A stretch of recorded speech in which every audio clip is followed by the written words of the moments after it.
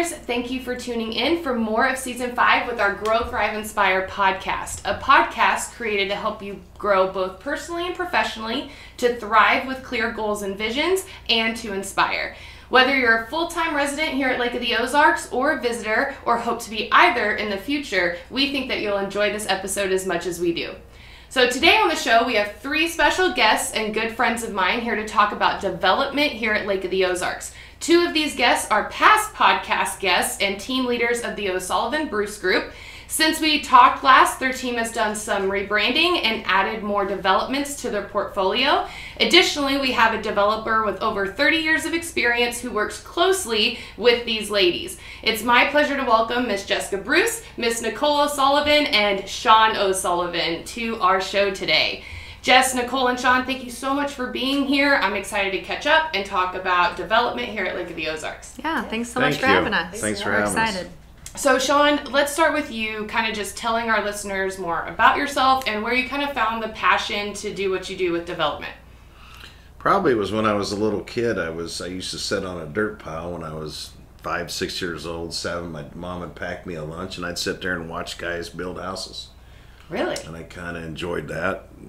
I'd sit there all day long and she just couldn't believe it. So it's probably where it started back in the day. Were you the kid with like the Tonka trucks and the... No. I sat there and watched and just watched. They were digging, with backhoes and framers and roofers, and I literally would just sit there all day long and just watch them build stuff.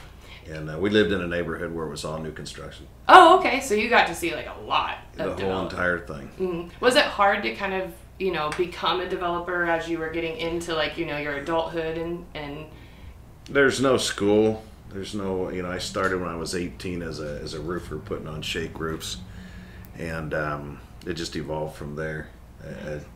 I've owned a gutter company, I've owned a glass block company, framings, you name it, I've done pretty much all of it. And the way I learned it was doing it. Mm-hmm. There is no school to learn it. There is no way to just say, oh, I want to become a developer, and you could become school of hard knocks. Mm-hmm. I mean, you literally have to learn it from the ground up.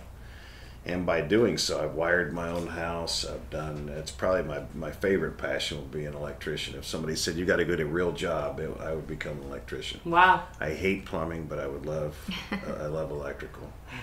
Yeah, it takes a special person to like plumbing, I'm sure. So a real job. It's your job, not a real job. If I had a real job, if somebody said, you got to go get a real job, then yeah. My job now is just... I'm a glorified babysitter. I understand that. So Justin, Nicole, what about you guys? Give me some history in your transition with your development niche. Well, obviously with my dad doing it, that's kind of, when we first started out and teamed up, we really didn't do developments. It just wasn't a thing at the time when we started. The economy was still kind of down in the dumps, and new construction just was not a thing. Mm-hmm. And so really when the economy kind of came back, new construction started ramping up, that's when we really got into it. Did your dad also put you on dirt piles when you were little? No. But a construction site was my playground. Yeah. You used to carry boards around. She cleaned up job sites. Oh, yeah. When we built our personal homes, 100% involved in all that stuff. Cleaning up and whatnot. I could see how that helps you now, all that experience. Yeah, no, I do know more than most people, about construction, just being around it, living it. So, what about you, Jess? Luckily, I didn't have to do any carrying of the boards, but just over the years, Sean's always taken us around to different developments with stuff that he's purchasing or for clients, and he talks a fair amount, so I learned to listen. So what are your opinions of development in the last couple of years and the need for development here at Lake of the Ozarks? Sean, let's start with you. I know there's a huge need for affordable housing. Mm-hmm. And you got to start with infrastructure, and right now there just isn't any infrastructure to support people living here to work. We don't have workers, which is that's a global problem. Mm-hmm. I'm building a house for a guy that just got back from Aruba and travels Colombia and all, and he said it's the same issue even throughout the world. So yeah, as far as here, infrastructure, the west side is just bare bones, ready for tapping, and there's no infrastructure over there. There's no city sewer, there's no city water, there's just nothing there. So we're all forced to stick over here on the Osage Beach, Lake Ozark, and there's not that much ground left. It's prime time waterfront without being on the side of a cliff, but yeah, there's a need for development, that's for sure, with the new casino coming in and all the different things that are happening. But we got to start with infrastructure, affordable housing somehow. Absolutely, I agree. What about you, ladies? Well, I would agree too. And then getting the infrastructure passed. So even if you have it, and you can't connect to city. Mm-hmm. You're going through Camden, Miller, and Morgan County. You're going through the state, and so you're looking at a year to 2 years to get it all approved. Yeah. So you can't. There's no way to fast forward it unless the state and the local municipalities start. What would you say? Increasing that timeline Mm-hmm. or decreasing that timeline. Mm-hmm. So if you want it to happen, it's going to start there. Yeah. I love it. Mm-hmm. So can you guys talk about any projects that you might be currently working on that like our listeners would find really interesting? Like I assume that the need for housing is kind of a passionate topic for you guys as developers. So is that something that you're kind of focusing on? Yeah. There's a lot of talk. For the most part, developers, it's a lot easier to go in and develop on the waterfront, build them, sell them, you're done. When you get into affordable housing, unless you're selling them and you're going to go into property management and rent them, they're not coming down here to do that. They're staying up in the city where their niche is, where they know what they're doing, where they've held ground and pieces of property for a long time. They know that area, they understand it. Mm-hmm. So to get them to come down here and do it for that affordable housing, it's really tough. Yeah. Also, just the price of construction. I mean, because it's gone up so much, it's really hurting affordable. I mean, it's hard to be able to build affordable housing. Well, defined affordable. Yeah. Is affordable $500,000? Right. Yeah. Right. I mean, right now with the cost of fuel, which is the huge problem, the cost of fuel, shipping, which just goes all the way down the line to your lumber and concrete. I got an increase of $3 a yard coming tomorrow. Dang. And we're up to $150 a yard on concrete now that Wow. we used to buy for half that. So everything keeps going up. There is no such thing as $250 for affordable housing, if you would even consider that. And then the interest rates on top of it. So our prime time, our buying pool is the baby boomers, upper end, retiree, relocating, and they want the amenities. They Right. want the mall, the movies, the Home Depot. They want convenience. Mm-hmm. So I think that that's an issue. Mm-hmm. So what are you trying to focus on now? And I'm sure that you probably had like a slow down kind of feeling there for a minute as this market condition had changed and the price of things had increased. So what keeps you busy right now? Well, we're in the middle of a big subdivision that we've done. Got 3 lots left out of 25, so it's been well. Couple other projects that got a few lots left here and there, but I don't know that I would, with the economy and being so volatile now, I don't know that I would dive into another project. Right. Because I don't know. Yeah, The there's so unknown many is- uncertainties right The now. unknown is just not there. Yeah. Well, I can understand that. Talking about a past development that you guys had done, like Shooters 21 as an example, you took an old nightclub space and developed it into housing. So what was that like? Because that was a really cool concept and I cannot not talk about that. Well, I don't take the credit for that. I purchased the property ready to develop. The existing Shooters 21 owner, The restaurant owner. the restaurant owner, he took it and he decided he was done with the restaurant business because it had kind of started falling off and was going to develop it. So he got it ready to develop, and then the market went south back in 08, 9, 10, that era. And at that time frame, 10 years later, fast forward, he's retired and doesn't want to reinvent the wheel. to find new framers and concrete people and all that kind of stuff, because Right. it's tough. It is, unless you're up and rolling. Our pool down here to work, the workers, there's just none. So unless you already have all that network going, it's almost impossible to build. And to elaborate on what Jess said earlier, you take that and then you add the state into it. If you don't have city sewer water, which is the reason I pick on property like this, go out in the country and try and put in a central sewage facility, it's 1 year to a year and a half before you can even get a construction permit to even build that. And then the counties will not give you a construction permit for a home, a residential home, until they see what you're going to do with your sewage. So you're stranglehold for 2 years. Wow. Just Before you instantly. can get a piece. So you buy the dirt, you put the road in, do all the engineering and get it ready, and then sit for a year and a half. That's hard to do unless you got deep pockets. So Well, and what do you think, like, some of the changes should be, like, as far as locally? I mean, is it, I assume that the holdup is not necessarily because of a backup. I'm sure there is a little bit of backup, but I'm sure it's more just like materials. I mean, probably a mixture of things, right? So what would be some solutions, or like, how could our listeners maybe get involved to maybe speed up some of these developmental problems?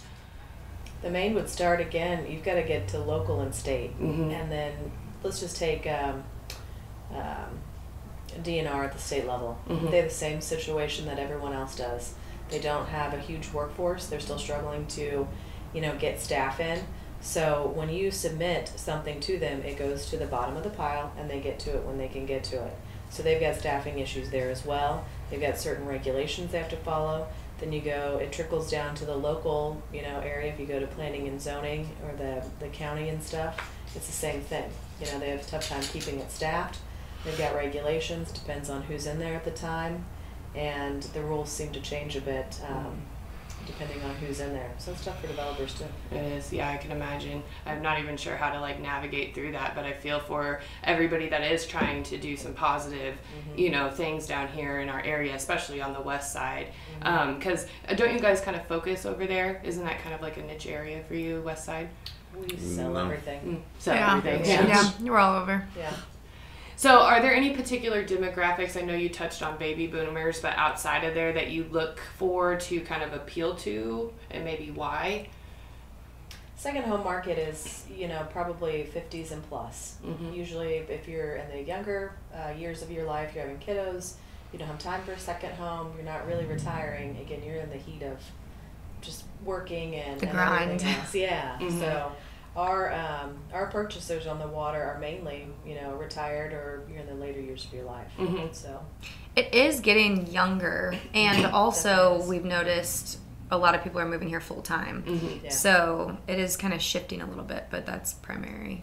And we've seen a big change in who's coming in, Colorado and California for the first time. Yeah. Years before, Lots of people from California. You might get them to come out. You might have a couple buyers, per year that would be from those areas, but they still wouldn't purchase. They would still purchase in their areas, in their states. Not now. It's really changed. a lot of Illinois, Iowa. Yeah. That's what I've seen too, Illinois, Iowa. Yeah. That's my St. hook Louis. line. Anytime I know they're from Chicago, I'm like, well, here's the taxes on this. Yeah. That's smart. That's They smart. say per month. Yeah. the No, entire yearly. Well, and that kind of dictates the demographics too. If they're coming from Iowa and from, crossing the toll bridge, what side of the lake, an extra 30, 45 minutes Yeah. of drive time is really what they look at. Yeah. They want to be as short as possible.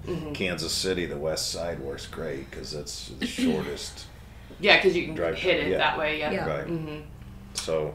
Well, there has to be a lot of education aspect to this. Like, you guys have to keep up on a lot of things, right? Local, state, kind of what's going on in certain areas. And for that reason, I was kind of looking into the LORDAC, Lake of the Ozarks Regional Housing Study of 2022 that they came out with. And the total demand of housing across the lake region includes 5,000 units over the next 5+ years and 2,500 single-family homes throughout all 4 counties. I was just curious, like, do you guys feel like those numbers are fairly accurate Yeah. with their findings? I mean, Yeah. You can't build them fast enough to get affordable housing or something that they can rent. Yeah. And then, especially in vacation areas, it's not just here, but it's all over. Breckenridge, vacation spots in Hawaii, Gulf Shores, any of those destination locations. Since Airbnb and VRBO has become a huge. There is an additional shortage of housing for rental because they've all put them on the nightly rentals. So here you have increased tourists. Here you have increased people wanting to move here to retire, but you cannot continue to grow restaurants and shopping and all the amenities they want because there is nowhere for these people to stay. So if investors keep picking up nightly rentals, I mean, it's going to hit their pockets too. So they're not exempt from this either. If they want to create more rental income for their properties, they need more things for tourists to do. Right. They need to increase the seasons and the time lengths. And so, again, they are not exempt from this problem. Well, I think that's such a valid point because I think that a lot of people don't understand the influx of the short-term rentals that we've had down here. I feel like it's caused a lot of different restrictions to happen, a lot of people to come out of the woodwork. And I don't know, do you guys by chance know because aren't like large corporations kind of buying up stuff like that now for short-term rentals as well? Like, I don't know how that's really impacting our area specifically, but I'm sure it's there too. Not so much ours. They go for the more big ticket areas. Oh, okay, yeah. But Wall Street's been buying residential property for years. Nobody ever paid attention. I know. It's insane. So getting back to what you were talking about, Sean, just many factors that continue the cost of housing, including construction costs and building capacity, lot location, and availability. So what do you see going forward with some of these things? Do you see prices kind of adjusting? Do you think that you're going to get to a point where you're going to have maybe more lot location and availability? Like, what are your predictions? I think it's going to get tighter and tighter. The fuel is the main problem right now. The demand with the baby boomers, just the fact that this area is the taxes, cost of living is so reasonable here. That there's more people. I think that number, back to a minute ago, that 5,000, I think that's a low number. There's way more people moving here full time. I built a subdivision, there was 10 homes in it, not one person was full time. Wow. I built Shooters, 25 homes, and there's going to be 12 full-time. Wow. So that's doubled. Yeah, that's what's happening. I mean, they're moving here full-time. The schools are busting at the seams. They don't know what to do with all the new enrollment. I mean, so that's a prime example there. What are we going to do? So fuel is probably the biggest thing right now, but lumber's come down. The interest rates are popping up. That's slowing everything down. But, I don't know. Do you ever get worried, like, continuing just development in general? Well, I'm 60 now, so I'm not worried about it. I'm probably on my way down. I don't know if anybody to take my spot. I don't know of anybody to take most of the spots. My plumber, people that are retiring. I mean, there just isn't any young people learning any trades to do any construction, so I have no clue what to expect. I don't know. My dock builder just had 2 guys retire. One had been there 28 years and one had been there 30 years. He's 92 docks behind. Dang. So what's he do for help? Right. Because there's no kids that want to do that. That's too hard to work. No. Right. They want to sell real estate. Yeah, exactly. Well, I get it, though. I mean, I wish... more kids with an interest could have the ability to showcase that interest and learn it at, a much faster rate. But there's great money in it because nowadays, especially, there's no. I don't know if the schools even have VOTEC or anything, for framers or concrete guys or anything, painters, any kind of. They don't want to do it. It's too hard to work. It's hot out. It's cold out. Right. Yeah. And seasonal changes, especially like pouring concrete under 35 degree weather. I mean, there are impacts there as well with weather and stuff, but gosh, that makes me sad. Well, in the LOR, the study that you were looking at, back in 2018, they did the study as well, and it was the same thing. There was a severe housing shortage, and there wasn't enough workforce. So you fast forward to now, that's like Sean said, 5,000 I think is a low number. Yeah, I would agree with that. I think it's a low. Oh, that's why I was asking too, because I looked at it and I'm like, that seems low. Yeah. So, what would be some advice that you guys would give to any of our listeners listening just about new construction? I mean, I know we get hit with consumers all the time. They're like, oh, I'd rather build a house. So, like, what does that conversation look like now? Well, first, it's time frame. Don't think you're going to get it quick. Yeah. It used to be a year, and I think now it's a year and a half.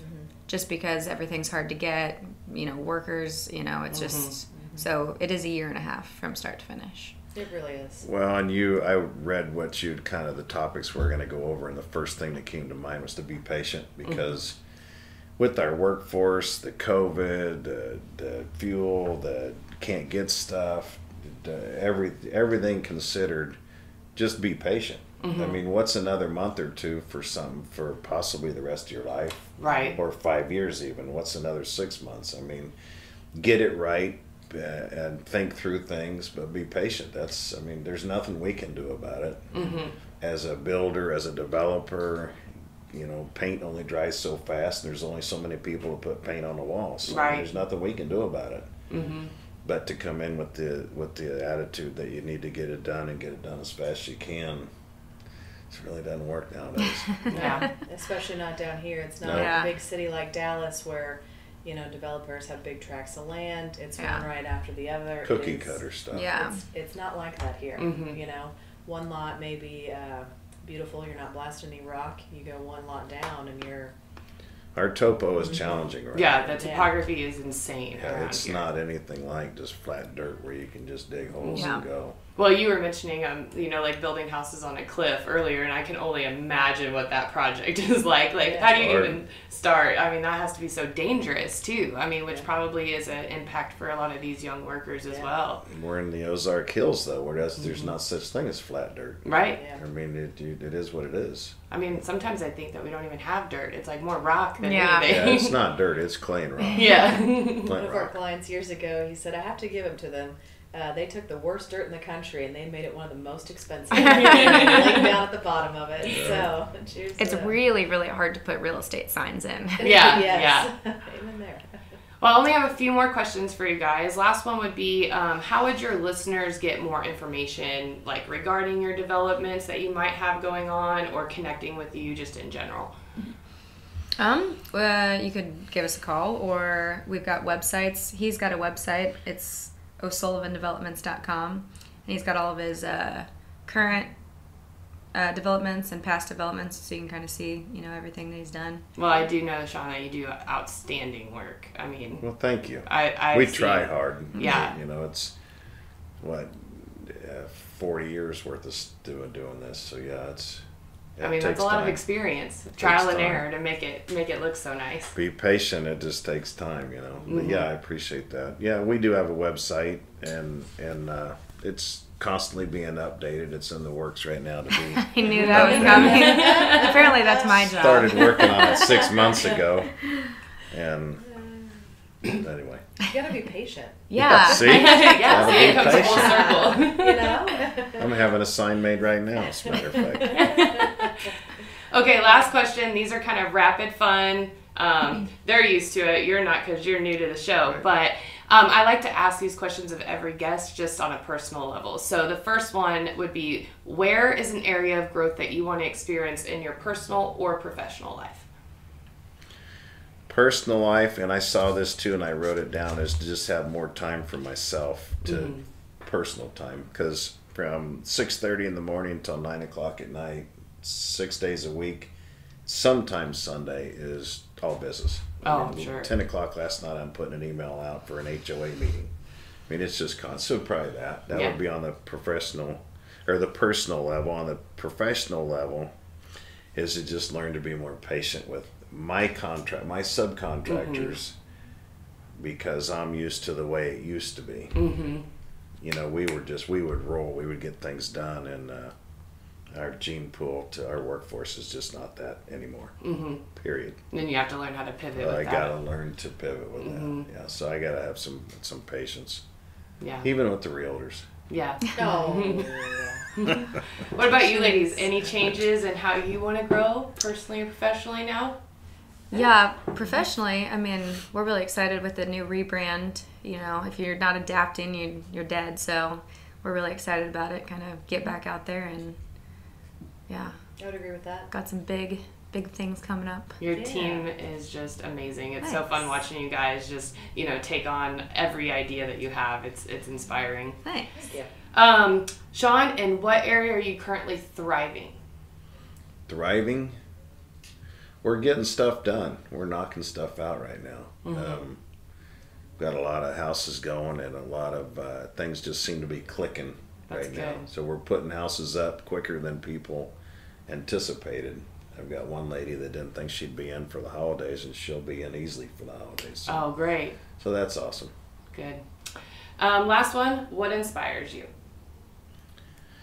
What inspires me is watching somebody's face when I get done, and the look on their some even have a tear in their eye. Aw. That's a really neat thing that they'd always dreamed of, they'd never have, because it's a second home or it's a retirement home. And but that's my best, is seeing them happy, That's great. making a customer happy. What about It's you, ladies? sometimes tough when you don't get it done. Oh, I can I'd imagine. I'd have to steal his line there. It's just really nice when clients get the property they want. We don't do a lot of first-time home buyers. It's a second home. It is more fun money, but it's really exciting for them. Maybe they've saved for this their entire lives. They're finally retiring. I just had a lady the other day. She said, I close on Thursday and I retire next Tuesday. And she was just so pumped. Oh, Like her wow. face, you could just tell. She's like, I just don't know what I'm going to do with my time. Yeah, and you're So- like, just party it up. Yeah, Like, like, you earned it. That's yeah. so awesome. Yeah. No, get a job. Yeah. Maybe go into development. Yeah. Well, that's awesome. And Grow, Thrive, Inspire listeners, we could not be more thankful to Nicole, Jess, and Sean for joining us today and just, giving great insight on development. A little scary, but we're coming out positive, I think, here at Lake of the Ozarks. Again, guys, if anybody wants to kind of reach out to you, how could they do that? Just give us a call. Yep, give us a call. 302-2340. 2340. We have more episodes coming, so be sure to tune back in on Wednesdays to catch more of our latest season. And you can find us on all the platforms, Spotify, YouTube, TikTok, Facebook, Instagram, and 89.3P Radio FM here in Osage Beach. And remember to always grow, thrive, inspire, and we'll catch you next time.